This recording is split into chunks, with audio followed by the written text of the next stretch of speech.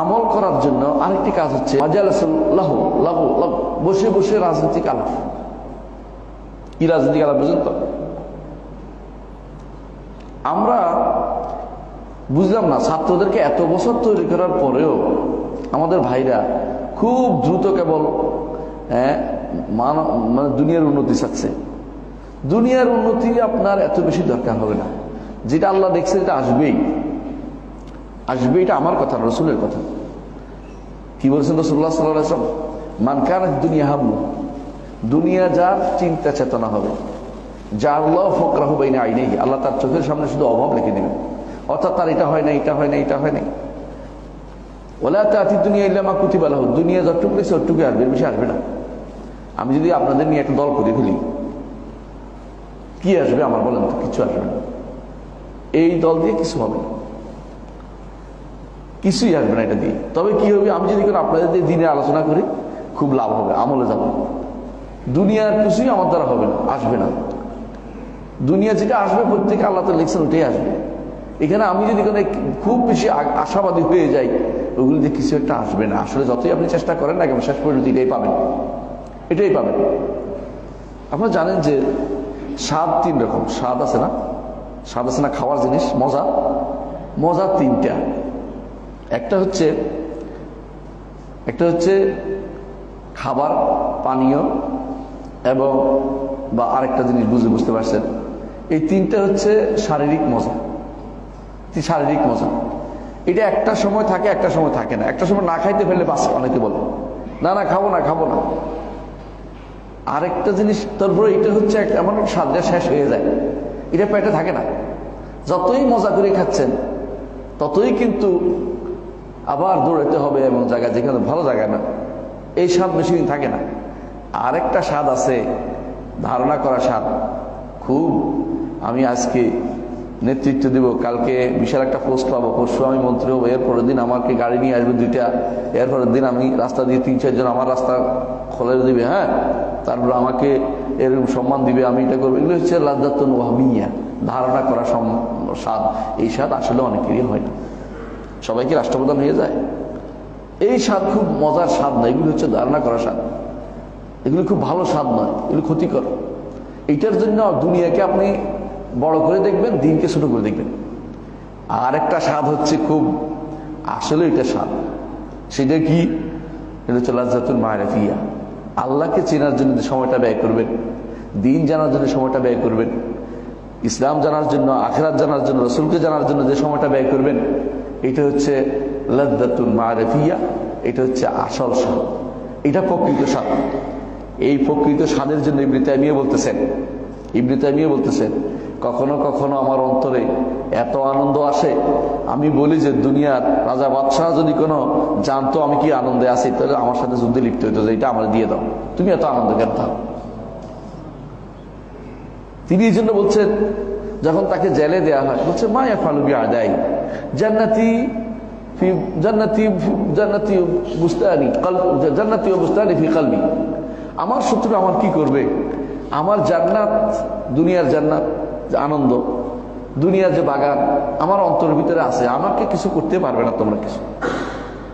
বেলাল রাদিয়াল্লাহু আনহুকে মরুভূমির তপ্ত বালুতে টানা হয়েছে না? ওনার কি কোনো অসুবিধা হয়েছে? কিছু না, মরে গেলেও কিন্তু আমি আনন্দে আছি। কারণ তাওহীদের আনন্দ এত বেশি বড় আনন্দ, ঈমানের আনন্দ এত বেশি। ঈমানের আনন্দ যার অন্তরে ঢুকছে সে অন্য কিছু কোনোদিন বুঝতে পারবে না। আমাদের সমস্যা হচ্ছে, আমরা বিশাল সমাজ, আমরা ঈমানি আনন্দ পাইনি। আমরা বাবা ঈমানদার ছিল, আমি ঈমানদার হয়ে গেছি, এই জন্য আমরা সেটাকে পাইনি। আমি আমার বন্ধুদের দেখেছি মদিনাতে, সুবহানাল্লাহ, এক ছেলেকে দেখতাম জামাতে দাঁড়াইলে কান্নাকাটি শুরু করত, চোখের পানি তার অনমর পড়তেছে।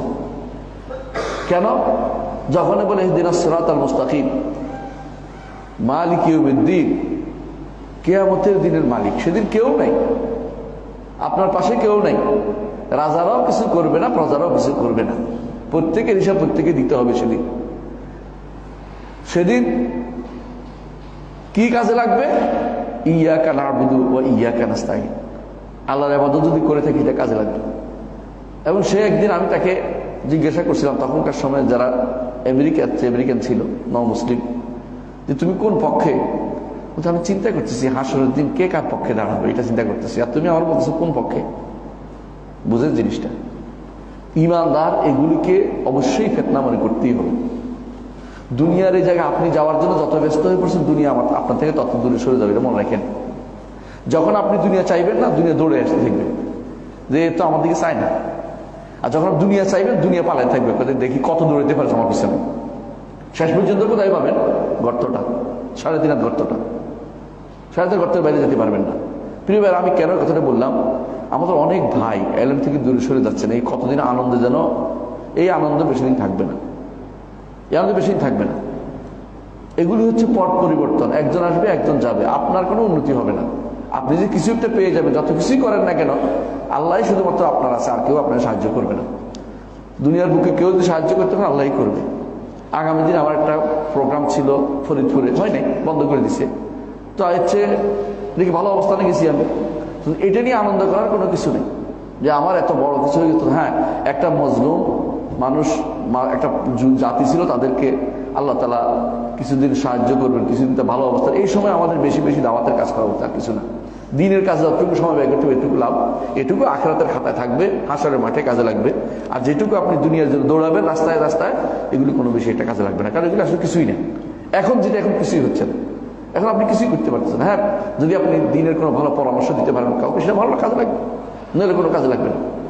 এই জন্য এলেমের সাথে সাথে আমল করতে হবে, এটা মূল কথা আমাদের। এই আমলের ক্ষেত্রে বেহুদা কোথাও বসে থাকাটা আমল বিরোধী, কথা বলতে চাচ্ছিলাম, এই কথা বললাম। বেহুদা সময় কি? যে জিনিস আপনার কোনো কাজে লাগবে না। সারাদিন যদি কোনো আপনি রাস্তা রাস্তায় কিছু লেখেন, রাস্তা রাস্তায় মিছিল করেন, রাস্তা রাস্তায় দাঁড়িয়ে থাকেন লাঠি নিয়ে, বউ বাচ্চা, অনেকে আছে বাচ্চা নিয়ে রাস্তার মধ্যে দায়িত্ব পালন করছে দেখছি, খুবই দুঃখজনক। এগুলি এলবি কাজ না, এগুলি কোনো ছাত্র, কোনো ভালো মানুষের কাজ হতে পারে না। এগুলি এগুলি এগুলি কোনো তোমার দায়িত্বের ভিতরে পড়ে না। এগুলি কেন করতে গেছো? ছাত্র আছে, ছেলেরা আছে, এগুলি করবে, কিন্তু মেয়েরা পর্যন্ত দাঁড়িয়ে গেছে রাস্তার মধ্যে, আপনার ছবি দেখেননি কিছুদিন আগে? এগুলি কোন কাজ? এগুলি কি ভালো মানুষের কাজ হতে পারে? তো আপনার খুব ভালো কিছু পাইছি, আমরা কিছু বলতে পারছি না। যার যেটা কাজ, এর বাইরে অন্য কাজ করতে হয় না ভাই। আল্লাহ তাআলা প্রত্যেক মানুষকে প্রত্যেক দায়িত্ব বিভিন্ন দিয়েছেন। একটা গোষ্ঠীকে দিয়েছেন দেশের রাষ্ট্র নিরাপত্তা শৃঙ্খলা বজায় রাখতে। আপনার দ্বারা আসলে সেটা হয় না, অনেকে এটা মেনে নিয়েছে জাস্ট যে এটা করতেছে, এটা কিসের শৃঙ্খলা? একটা মেয়েকে তুলে নিয়ে গেলে আপনি কি করবেন? কিছু করার তো আপনার নাই। তো এই সমস্ত কাজের মধ্যে নিজের সময়টা বিনষ্ট করার কোনো মানে হয় না।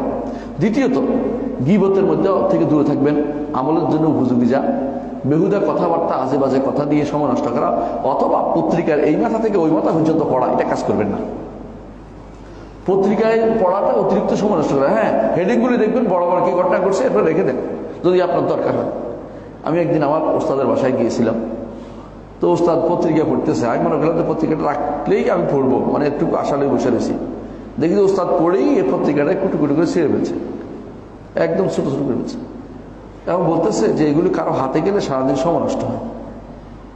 সুবহানাল্লাহ, আলহামদুলিল্লাহ থেকে তোমাকে দূর রাখবে, তাসবিহ থেকে দূর রাখবে, তাহলিল থেকে দূর রাখবে। বেহুদা এগুলি পড়ে তোমার অন্তর ভিতরে আঘাত করবে, কোনো কোনো ঘটনা খবর, এগুলি তোমার কোনো উপকার দিবে না। এর থেকে দূরে থাকবে। মাঝে এগুলো গিবা, এগুলি আমল থেকে মানুষকে দূরে রাখে, আমল করতে দেয় না। আমল কিসের দূর রাখে আপনি ভালো করে দেখবেন। এগুলি অনেকটা আমল করে, আপনি বসছেন না 10 জনে, 10 জন করে একটা আমল করতে দিচ্ছে না, কি জন্য? এই জন্য একটা মসজিদ, এই জন্য একটা উঠেছে।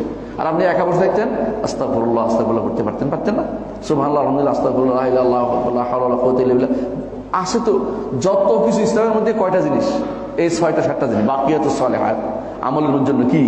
সুবহানাল্লাহ, আলহামদুলিল্লাহ, লা ইলাহা ইল্লাল্লাহ, আল্লাহু আকবার, লা হাওলা ওয়ালা কুওয়াতা ইল্লা বিল্লাহ, ইস্তিগফার, এই তো দুরূদ। এই 7টা জিনিস, এই 7টা জিনিস মূল জিনিস, যেগুলো সারাদিন একটা মানুষ করতে পারে। লম্বা টাইম লাগে না, অজু লাগে না, আপনি যেখানে ওইটা করতে পারতেছেন। তাহলে আপনার এগুলি থেকে বিরত কারা রাখে? এই সমস্ত বিভিন্ন এমন সমস্ত সমাজে বসা, যে সমস্ত আপনাকে সমাজে আপনাকে দিন সম্পর্কে জানিয়ে দিবে না, কোনো দিন সম্পর্কে কিছু বলবে না। তাহলে আপনি কি করেন ওখানে বসে?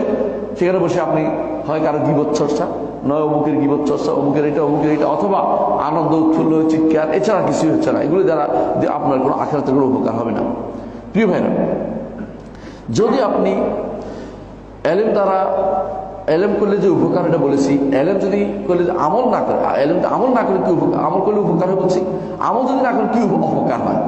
1 নম্বর অপকার হচ্ছে আপনার মধ্যে থেকে এলেমটা চলে যাবে। আর দ্বিতীয় অপকার হচ্ছে আপনার মধ্যে আল্লাহর খাসিয়া থাকবে না, আল্লাহর ভয় থাকবে না, আল্লাহর ভয় চলে যাবে। যারাই আমল করে না তাদের কাছে আল্লাহর ভয় থাকে না। বেশিরভাগ মানুষ আল্লাহর ভয় রাখে না। আর আর কি ধীরে ধীরে আপনি জাহেলদের কাতারে আপনার নাম উঠে যাবে, নাউজুবিল্লাহ। মানে মানুষ বলবে যে জাহেল, আলেমের কাতারে নয়। আলেম হচ্ছে ওই ব্যক্তি যে ব্যক্তি সর্ব অবস্থায় আলেম বিতরণে থাকে, কোনো অবস্থায় আলেম বিতরণ বন্ধ করে না। আপনারা জানেন এক ইমাম মোহাম্মদ ইবনে হাসান রহমতুল্লাহ আলী, নাম শুনেছেন? ইমাম মোহাম্মদ ইবনে হাসান আবু হানিফা রহমতুল্লাহ ছাত্র। তিনি মৃত্যুর সময় তার উপস্থিত, এমন সময় একজন তাকে দেখতে গেছে। এই সময় তিনি বলতেছেন যে বাইতুল্লাহ তোয়াফ আরোহণ করে করা উত্তম নাকি হেঁটে করা উত্তম? এখন তো সবাই হেঁটেই করে।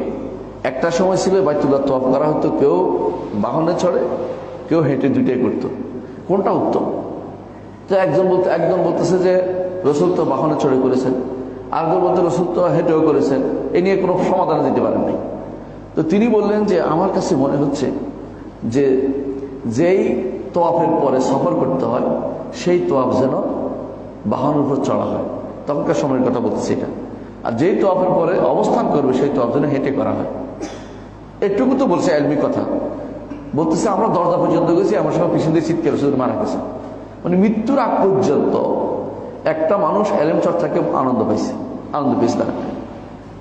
এলেম চর্চার আনন্দ তারা মৃত্যুর সময় পেয়েছে। আর আমরা এই আনন্দ পাই না, কারণ আমরা এই বিষয়ে কোনো গুরুত্ব দিই না। এই যে বর্তমান একটা বিশাল সমস্যা হয়ে গেল অনেকের মাঝে, যা ঘটনা ঘটছে, ওই সময় অনেকেই শুধু মানুষকে বিব্রত করেছে যে আমরা কি করবো, আমরা কি করবো, আমরা কি করবো, আমরা কি করবো বলছেন। এমনকি কেউ কেউ অনবরত ফেতনায় ঢুকেছে, কেউ অনবরত ফেতনার ভয় দেখিয়ে একেবারে দুনিয়া থেকে আউট হয়ে ঘরে বসেছিল। রাসূলুল্লাহ সাল্লাল্লাহু আলাইহি ওয়াসাল্লাম কিন্তু এখানে আমাদেরকে তিনটা কথা বলেছেন। কি বলছেন? কুফা আলাইকা লিসানাক, জিহ্বাটা ধরে রাখো, ঘরে অবস্থান করো, আর তোমার ওয়ালিয়াসাকা বাইতুকা, তোমার ঘরে যেন তোমার জায়গা হয়। কুফা আনকা লিসানাকা, তোমার জিহ্বাটা যেন তুমি ধরে রাখো, আর তুমি হাতটা যেন কারোর প্রসারিত না করো, মারতে যেও না কাউকে। গুরুত্বপূর্ণ জিনিস আসলে আমাদেরকে আগে বলে দিয়েছেন ফিতনার সময় কি করতে হবে। তো আমরা এটাকে খেয়াল করি না, হাদিসটা পড়ি না, হাদিসটা মাথায় রাখি না কোনোদিন। এই জন্য আমরা যা ইচ্ছা তা করেছি, পরবর্তীতে এগুলি আমাদের জন্য বিপদের কারণে দাঁড়াবে।